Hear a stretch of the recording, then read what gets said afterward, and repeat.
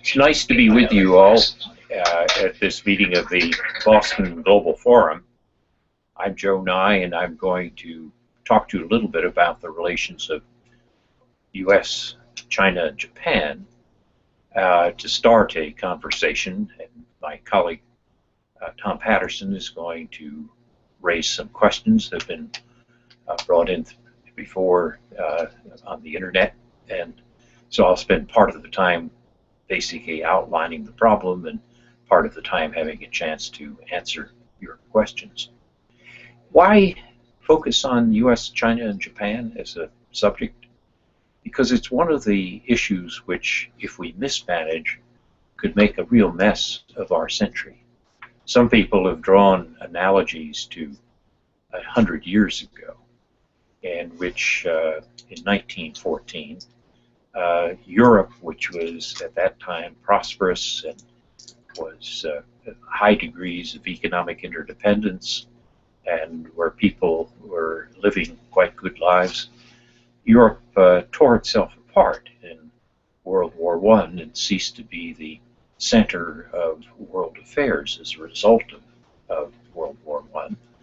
And there is a danger that some people say that the same thing could happen in terms of the relations between U.S., China, and Japan. I don't think that's correct, but I'll give you reasons why. But nonetheless, it is still an issue which has gotten a good deal of attention.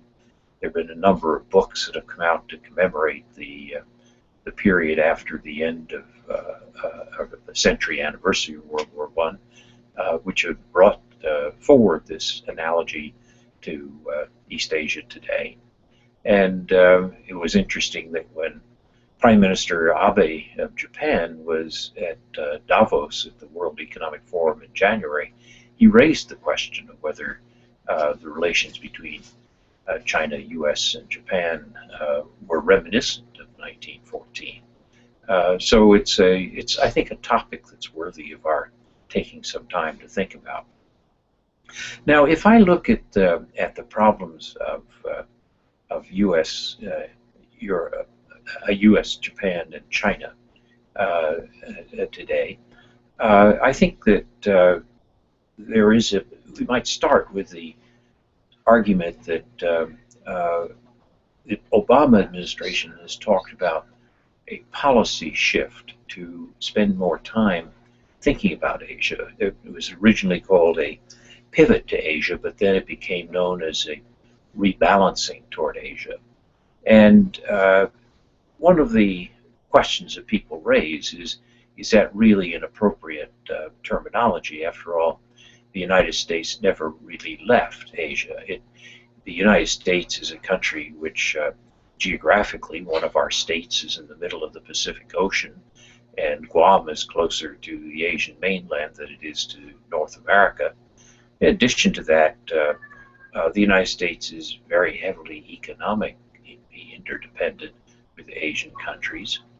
And another thing that's interesting, given the nature of American foreign policy, is our foreign policy is very heavily influenced by the origins of where Americans come from. And, originally Americans came more from Europe, but increasingly you're seeing the influence of Asian Americans in American politics. So for a variety of reasons, geographic, economic, social, I don't think you could say that the United States ever left Asia or ever will. But nonetheless, there was a feeling in the first 10 years of the 21st century that we were not paying enough attention to Asia. We became deeply involved after the attacks on 9/11 in Afghanistan, and then with the invasion of Iraq, we became, if you want, bogged down in a war in Iraq. And I think there was a feeling by many Americans, and which was captured by President Obama, that we had spent a lot of the first decade of the 21st century thinking about some of the most difficult parts of the world, and we're ignoring or neglecting the area which had become the center, or was becoming the center of the world economy. I wrote a book a couple of years ago called The Future of Power. And in that, I said that one of the important power shifts of the 21st century was from west to east. It was a power shift in which best way to understand it would be to think historically back to, let's say, the year 1800. In 1800, if you looked at the world's population and the world's product, what was made, you'd see that more than half was in Asia, more than half the world's population, more than half the world's product. If you fast forward that to 1900, you'd notice that Asia was still more than half the world's population, but it was now only 20% of the world's product. And I think what you're seeing is a long-term process in the latter part of the 20th century and in this century is what you might call return to normal proportions. I would expect that by the end of this century, Asia will be again more than half the world's product, as well as more than half the world's population. Now, this, I think, overall is a good thing. This might be called not the rise of Asia, but the recovery of Asia to normal proportions. And I think in that sense, what it means is that hundreds of millions of people have been raised out of poverty.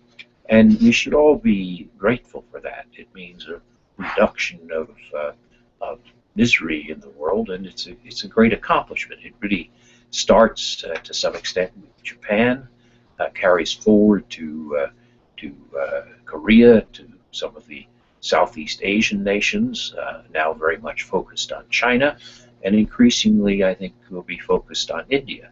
And it's a process which I think has been good for the world, good for Asians, but good for the rest of the world as well. But with that good news, there are some people who say there may be bad news. And the bad news argument goes something like this. Very often it's said that when you have a shift of power and the rise of a new power, right now much of the attention is focused on China, that this leads to instability and leads to the possibility of great conflict. This, of course, was the famous answer that the Greek historian Thucydides gave as to the origins of the Peloponnesian War, that it was caused by the rise in the power of Athens and the fear that created in Sparta. And many people transfer that to the origins of World War I that I mentioned a few minutes ago, arguing that it was caused by the rise in power of Germany and the fear that created in Britain. And some are arguing that that will be the story of our century, that the rise in the power of China will create fear in the US and Japan, and that could lead to another great conflict between countries. There are, as I say, some political scientists who say this is the future. I don't believe that myself. I think that analogy is wrong for several reasons. One is that if you look at the story of 1914, you should notice that the situation of Germany in 1914 was that it had already passed Britain. And in that sense, not only were the causes of World War I much more complex than just the rise of Germany, there was also the rise of Russia and the decline of Austria-Hungary and so forth. But the most important thing is that Germany was not only right on Britain's heels, but in some dimensions was passing Britain. And that was creating a degree of anxiety. When we look at the 21st century, while there's been an impressive rise in the power of China, I think if we look at all dimensions of power, we do not see a China which is going to be more powerful than the US for quite some time, if ever.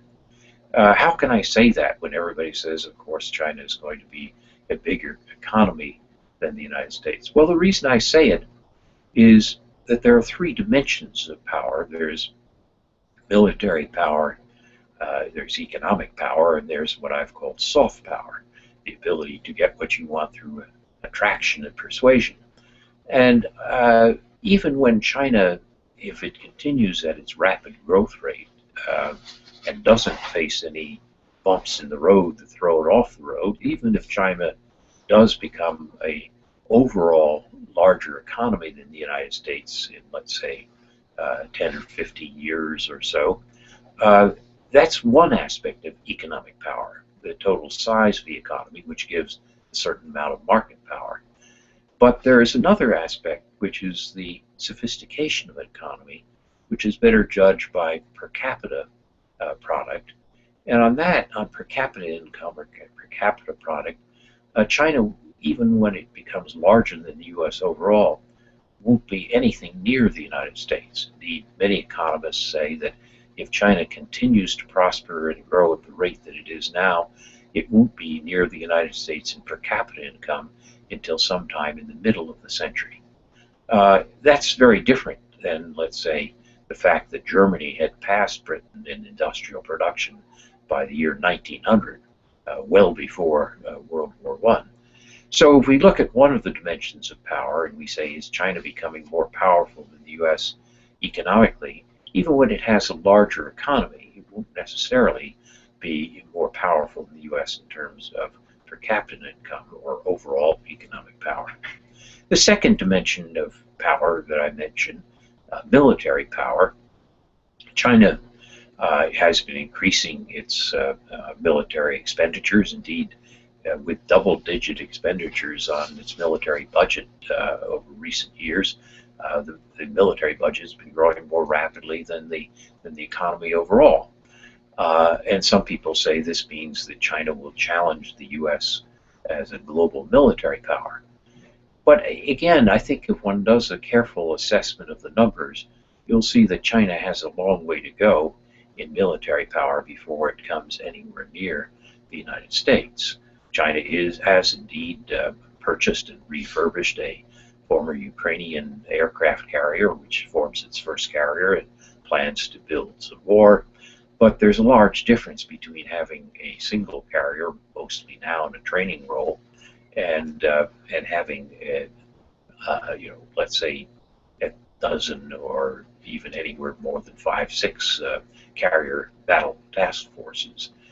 But carriers aren't the only thing to think about. If you look at the ability to project military power globally, China does not have that capacity. In fact, the United States is probably the only country in the world that has a truly global capacity to project military power. So I think when people say, well, China is going to equal the U.S. in military power, I rather doubt it. And even if someday it comes close, it'll be quite some time to come. And then on the third dimension of power that I mentioned, soft power, the ability to get what you want through attraction or persuasion, China has been trying to increase its soft power. Indeed, in 2007, President Hu Jintao told the 17th Party Congress of the Chinese Communist Party that China needed to invest more in its soft power. And China's been spending billions of dollars to do that. You have the establishment of hundreds of Confucius institutes and classrooms to teach Chinese culture and language around the world. You have the efforts to transform Chinese Central Television, Xinhua News Agency, into global news agencies like the BBC or CNN. There are a number of efforts that China has been making to increase its soft power. And that's a very smart strategy for China, because if you are a country whose hard power, your economic and military power, is increasing rapidly, there's a danger that you're going to frighten your neighbors and that they're going to form coalitions against you. But if you can combine attractiveness or soft power with your hard power, you're less likely to produce these kinds of coalitions that would make you seem threatening, that would be trying to balance your power. So in that sense, I think the strategy that Hu Jintao outlined in 2007, in which President Xi Jinping has has reiterated for this year, is a smart power strategy of combining hard and soft power. The problem, I think, is whether China can implement that soft power strategy in the way it wants. And one of the difficulties there is a great deal of soft power from a country or from a society comes from its civil society. If you look at the United States, for example, a good deal of the soft power of the U.S. comes from its universities or from Hollywood and not from government actions. Very often government broadcasting, if it's seen as propaganda, doesn't really create much soft power. And so the secret to creating soft power is to unleash your civil society, to allow the freedoms that encourage different groups to speak out, sometimes self-critically about the country, and that gives a degree of credibility which can, I think, emphasize the role of attractiveness of a society. The other point I think that China has to come to terms with as it tries to increase its soft power is the issue of how it appears in the eyes of its neighbors. If China has policies in which it appears to be bullying to its neighbors, for example, on issues in the South China Sea, that makes it difficult to increase its soft power. For example, when China had problems with the Philippines over the so-called Scarborough Shoal, China was able to use the hard power of its naval vessels to prevent the Philippines from having access to the fish in that shoal. But it meant that there was resentment which was created in Manila. So the question that China would have to face is if it follows a strategy of using hard power in the South China Sea to get what it wants, is that going to undercut its efforts to develop soft power through Confucius institutes and broadcasts and other things in national capitals? So there is still a difficulty, I think, for China in terms of developing its full soft power resources.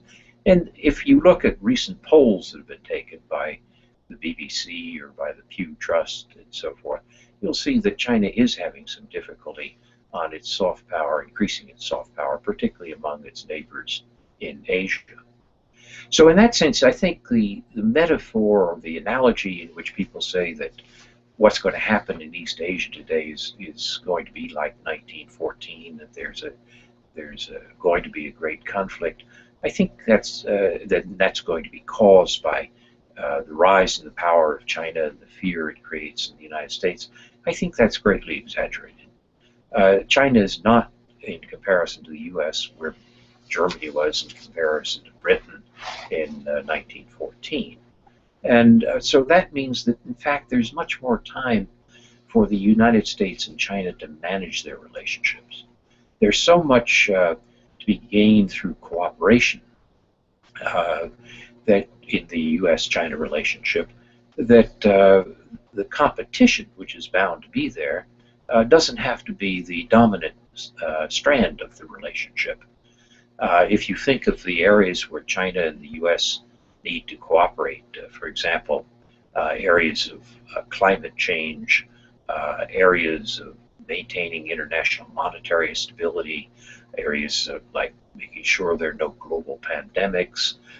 These are things which can have extraordinarily powerful effects on all societies, America, China, and others, but where they can't be solved by any country alone. These are not issues, these transnational issues are not ones that can be managed by just having one country dictate to another. They have to be solved by cooperation.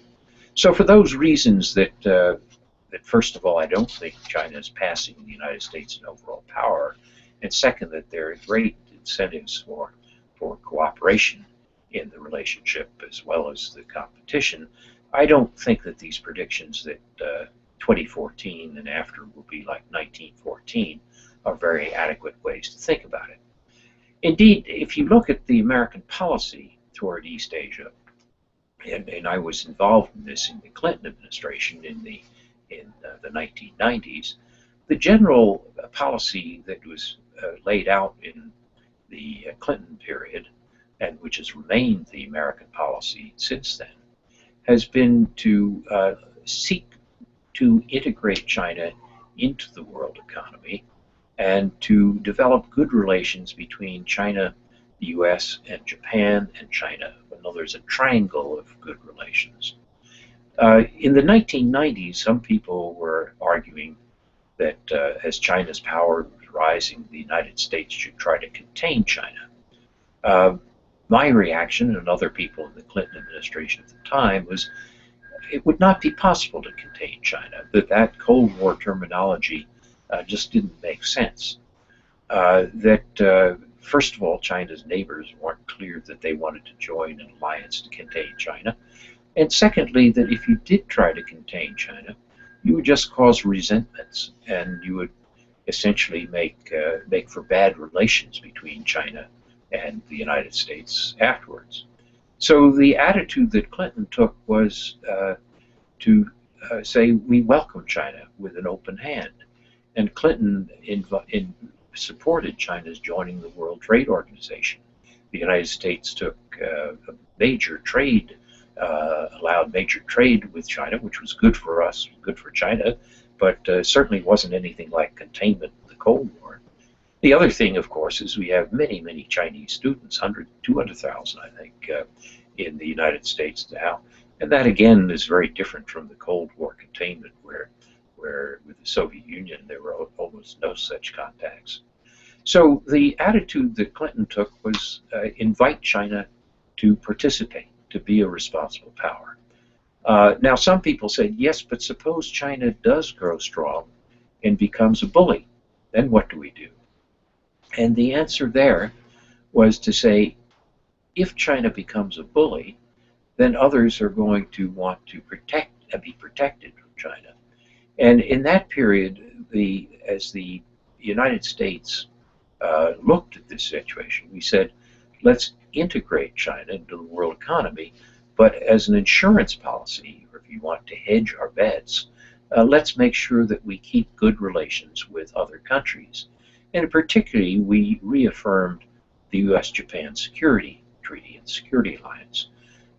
Both Japan and the United States had to ask, how do we deal with this rise of China? China, of course, was on its way to passing Japan from being the third to the second largest economy in the world. So Japan had to think about security, the U.S. had to think about security, but at the same time, we didn't want to contain China, we wanted to integrate China. So by reaffirming the U.S.-Japan Security Treaty and treating the U.S.-Japan alliance as a framework for stability, we were able to accomplish, in policy terms, integration plus an insurance policy in case things went wrong. It's best illustrated, perhaps, by the fact that I remember being at a summit meeting at which President Clinton met with President Jiang Zemin in 1995. And Jiang Zemin asked Clinton, do you want a strong China or not? And Clinton said to him, we have much more to fear from a weak China than a strong China. And that was an invitation, essentially, to China to be a full participant.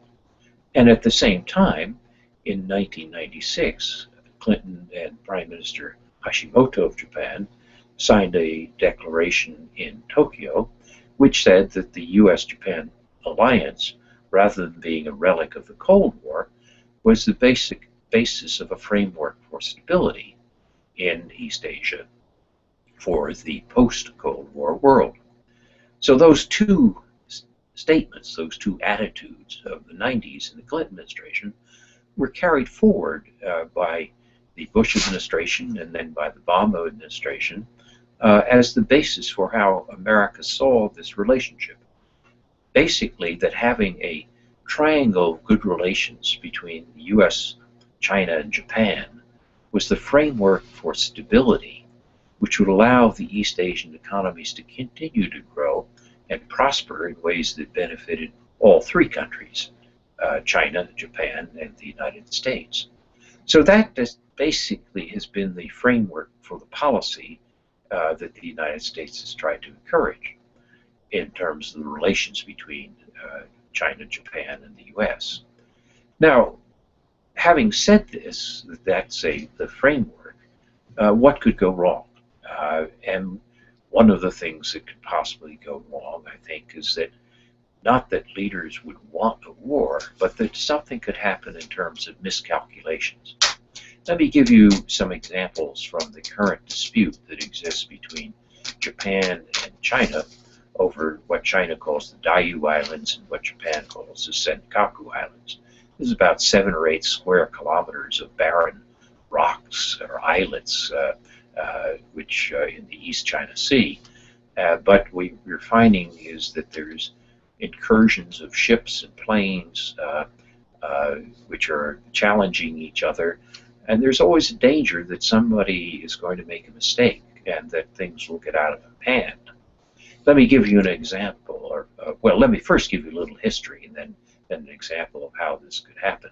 In 1972, when the United States handed back Okinawa to Japan after World War II, the United States had controlled the Senkaku Diaoyu Islands as part of its control of Okinawa after the war, and when it returned the territory of Okinawa to Japan, it included the islands as part of that handover.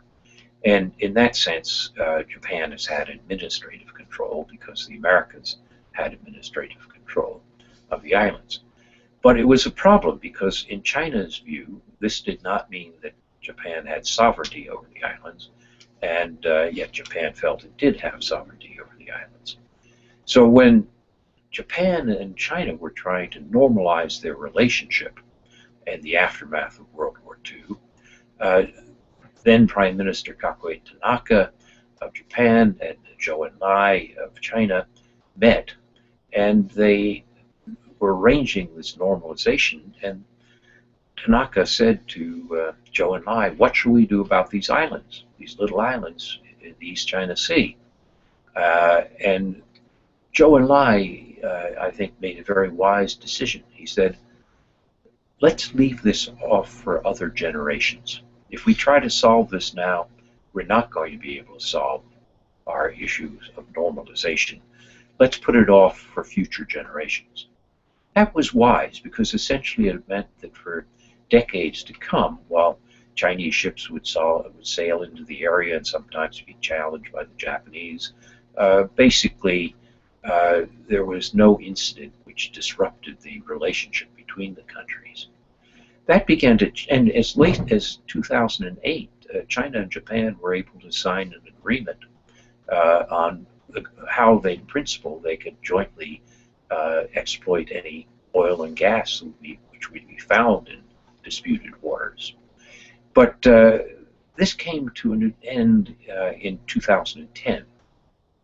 What happened in 2010 is a Chinese fishing trawler bashed into a Japanese Coast Guard boat, not once but twice, and the Japanese arrested the ship and the captain and the crew, and when they took them back to Japan, the Chinese protested. The Japanese then released the crew, but not the captain, who they said had been drunk and disorderly and deliberately bashed into the ship. And China took offense at that and said, if we allow you to put this captain on trial, it means that we're accepting your sovereignty and your legal system. So we refused that. And eventually this led to a dispute which escalated to the point where China embargoed its export of rare earths to Japan, which is a very serious measure. And that stopped those exports stopped for a couple of months, even after Japan decided to send the captain of the trawler back to China.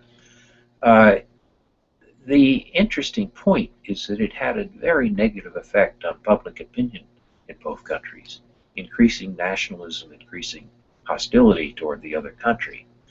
And that was the circumstance that was in place when in 2012, Prime Minister Noda of Japan at that time decided to purchase 3 of the islands, these little barren islets. And the reason he did that was that Governor Ishihara of Tokyo was going to use money from the municipality of Tokyo to purchase the islands, and he was going to do that to stir up trouble with China. So Prime Minister Noda basically was saying, if the central government of Japan purchases the islands, we can prevent them being misused this way. China didn't see it that way. China saw it as a disruption of the status quo by using government money to, in their view, nationalize the islands. And that led to anti-Japanese riots in China, to a decrease in trade between Japan and China in 2012. I was sent by, with some other former officials, I was sent by Secretary of State Clinton at the time to talk to Chinese and Japanese leaders about the American interest here, which was to keep the situation calm and not to see this dispute escalate. A dispute between the second and third largest economies in the world would be bad for everybody. What I was impressed with as we met the leaders of China and Japan was that they did not want war. They didn't want this to escalate. But the question was, could they avoid any miscalculations that would get out of hand in the future? And there is something to remember in terms of not only the incident in 2010, where the trawler captain bashing into the Japanese Coast Guard ship was not something ordered by Beijing, but something which, once it happened in a climate of nationalism, became difficult to manage. But if you go back to a case where the analogy with 1914 might make some sense, sometimes statesmen wind up being trapped by events which are more or less accidents or miscalculations, and things then escalate beyond where they'd like them to be. So if you look at the situation in 1914, there was a lot of economic interdependence between Germany and Britain and other European countries. But nobody would have predicted at the beginning of the year there'd be a war. And the only country that wanted war was Austria. But the war that Austria wanted was a short war in the Balkans, what you might call the Third Balkan War. Of course, the net result of one event leading to another, following after the assassination of an Austrian Archduke in Sarajevo, was that you had a 4-year war which killed 20 million people and which led to the end of Europe being the center of world politics. So miscalculations sometimes occur in human history. And if I look at the situation in East Asia today, the relations of US, Japan, and China, I don't think that's going to happen. I think, in fact, there are strong enough interests and strong enough interdependence and between the three countries that war is not likely. But as we know, humans are fallible. Human systems are fallible. And sometimes through miscalculation, we wind up in places where nobody originally intended to be. So I would summarize this this description of the situation of the relations of U.S., China, and Japan in East Asia today as one where, in fact, there's a lot to be gained from cooperation. There are some dangers of miscalculation. I don't expect that they'll get out of hand. But unless we pay careful attention, there's always the risk of being taken by surprise. And that's why on this 100th anniversary, it's worth our attention to making sure that we improve communications, avoid the danger of letting nationalism get so strong that if a miscalculation occurs, political leaders feel their hands are tied. And that, I think, would be the moral of the story of what I'm talking about now, which is not that this is going to be a problem like earlier conflicts of the sort, but that unless we're alert to some of the dangers of miscalculation, we might wind up with a situation that nobody wants. So those are my thoughts on the relationship of the three countries, why it's important, and let me just say one word in concluding about, are there ways to get out of this? I'm thinking particularly now of the Diaoyu and Senkaku Island situation. I've written in a number of places and spoken that one way to do this would be for Japan, ideally for Japan and China, but I don't think China would agree at this point, to declare the Senkaku Diaoyu Islands a marine ecological preserve, which would have no habitation, no military uses, and which would be devoted to the larger good of the area as a whole. Nobody has to agree that this is a change of sovereignty of the islands. You can leave that issue for the future. And in that sense, what we should be looking for is to revive the wisdom of Zhou Enlai and Kakue Tanaka, which is to put this off for future generations. Or another way to think about it is, if we have a pot on the front of the stove which is threatening to boil over, we ought to find some formula like this marine ecological preserve to slide it to the back of the stove where it will merely simmer for, let's hope, another 4 or 5 decades, as it did after Zhou Enlai and Tanaka made their wise decision in 1972. So those are my thoughts, and let me try to see if I can answer some of your questions. It's my colleague and friend Tom Patterson. Hey, Joe. Thank you. Thanks for the wonderful remarks. I'm Tom Patterson. I'm a colleague of Joe's here at the Harvard Kennedy School and one of the co-founders of the Boston Global Forum. And since the forum announced your talk, Joe, we've had dozens of questions for you come to us through the internet, and I'd like to ask you about some of them. Before I do that, I'd like to ask you one of my own.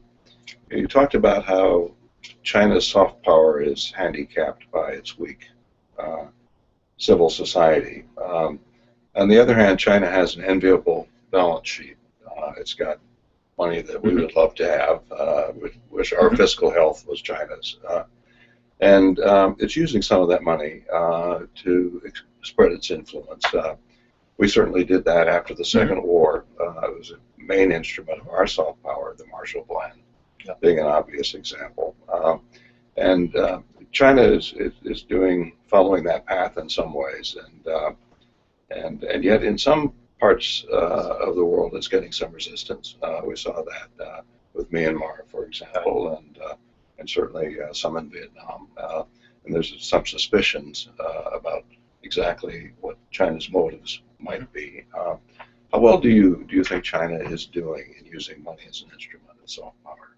Well, China has a quite effective aid program in Africa and Latin America, which I think has increased its attractiveness and its soft power.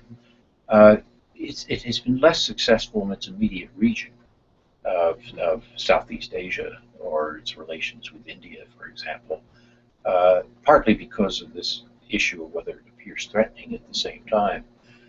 If China wanted to be more successful in using its money in its own neighborhood, so to speak, it'll have to figure out how to combine its hard power and soft power more effectively. What I call smart power, the ability to combine the two so that one doesn't cancel the other out. But if you look at the public opinion polls that have been taken, global public opinion polls, China does quite well in Africa, Latin America, less well in its own neighborhood, and less well in Europe. So the first question that we have from the internet, I've actually cobbled together. It's from a set of questions that were asked of us by students at Peking University. And the question is, what can the Japanese do to reduce the tensions resulting from the past, particularly Japanese aggression in World War II? Well, if one looks back at the 1930s and how Japan treated its neighbors, China and Korea, it was pretty awful. And I think one of the important things is that Japan has to come to terms in the 30s, and you do have that in something like the apology that Prime Minister Kagame made in the 1990s, or the statement that Chief Cabinet Minister Kono made in apologizing for the comfort women in Korea.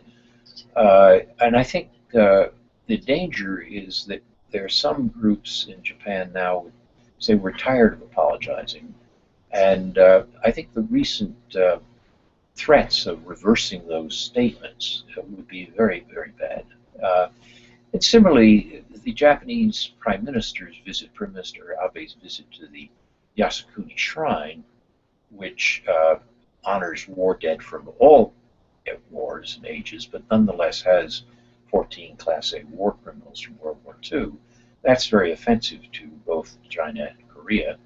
And I think it was unwise for the Prime Minister to visit the shrine. Indeed, the American government, through Ambassador Kennedy, expressed disappointment at the Japanese action.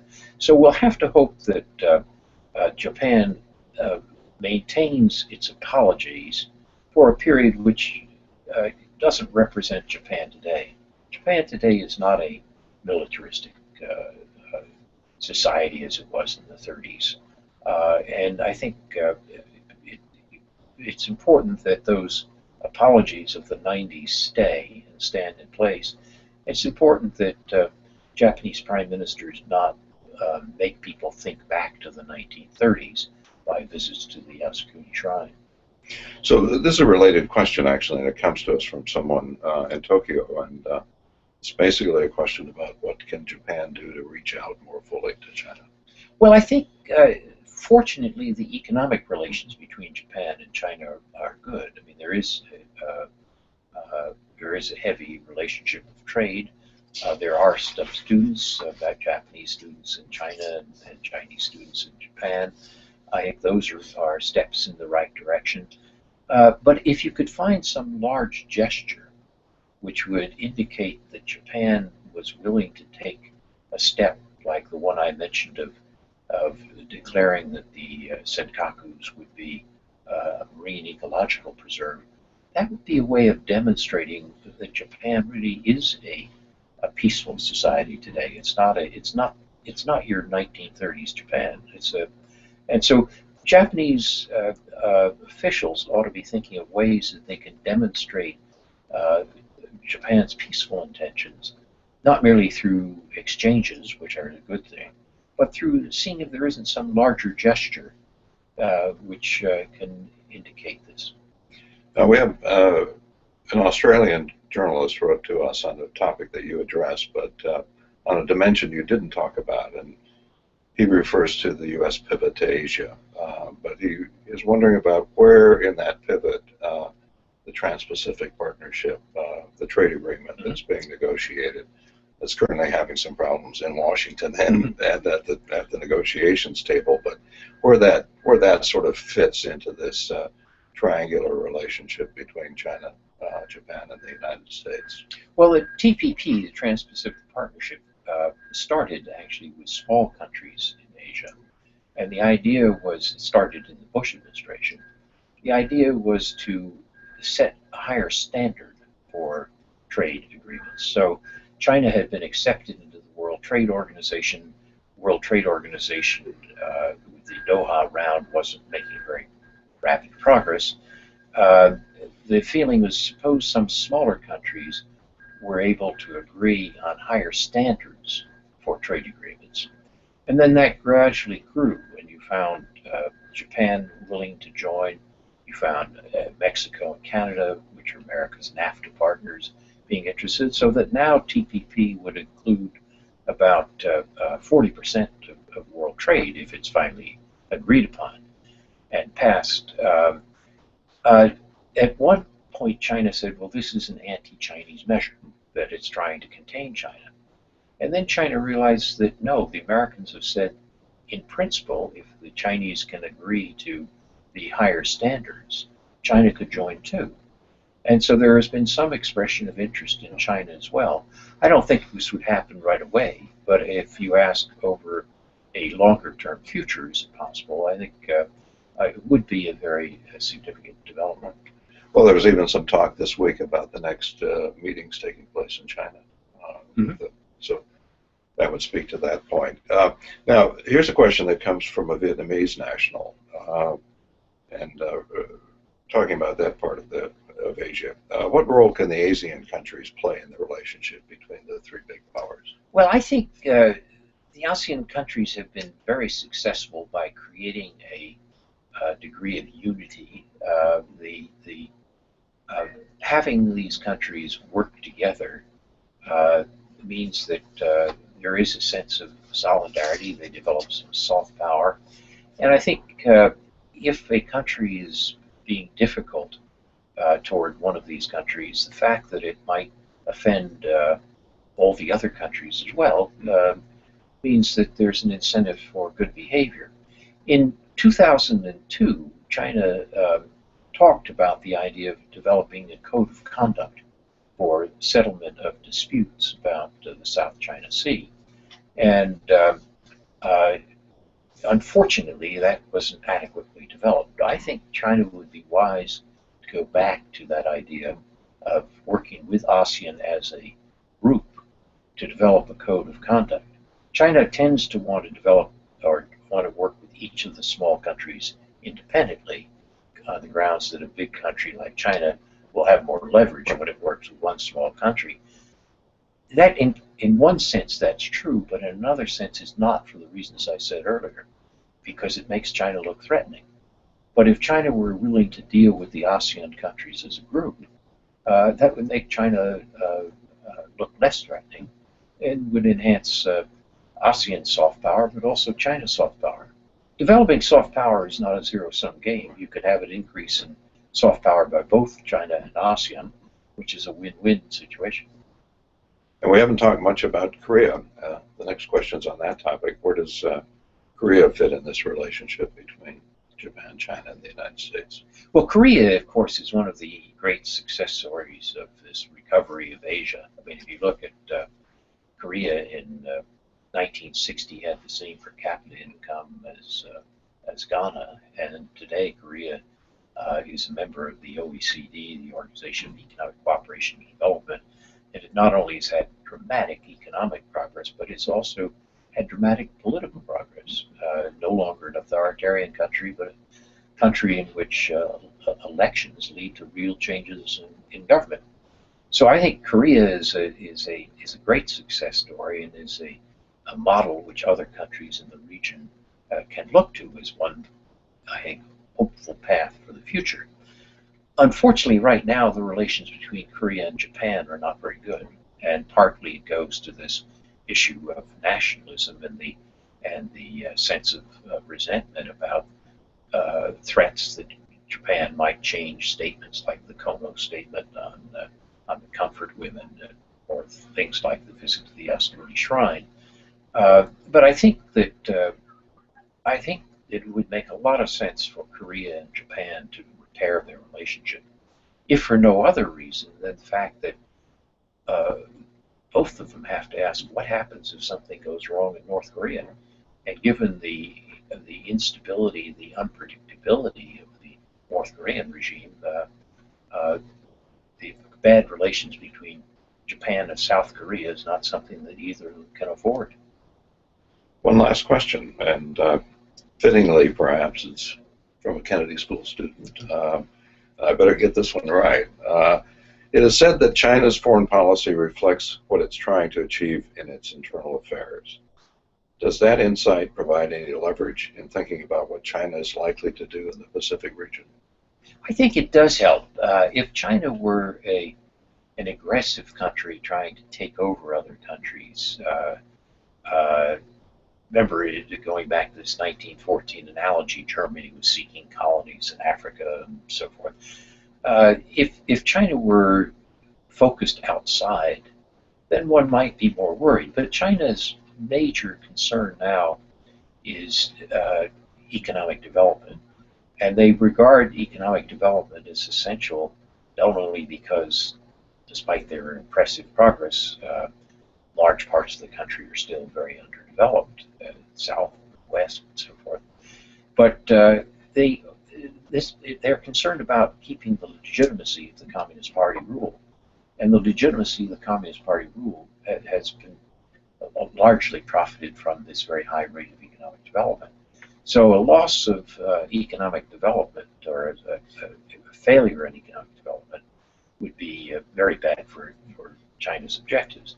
So in that sense, the the fact that China is focused on internal conditions, economic development and political stability, is a good thing. And now that doesn't mean that China couldn't make mistakes, as I indicated in my talk. You could still have a foolish policy over some small uninhabited island in the East China Sea or the South China Sea. But by and large, when my colleagues and I visited Beijing in the 2012, what one of the top leaders said to us was, we need 30 years of peace and stability and economic development if we're going to succeed. That's a hopeful sign. So, Joe, thank you very much. Well, thank you, Tom. On behalf of Boston Global Forum, this was the opening bell and a year-long look at the relationship between China, Japan, and the United States, that important relationship and what it might portend not only for those three countries but for the region and the world. And as Governor Dukakis announced in his opening statement, we'll be holding 3 conferences over the course of the year. And on our website, bostonglobalforum.com, we'll be posting materials related to this discussion. And we invite you to continue to provide us questions, and we'll do our best over the course of the year to try to address them. Thank you.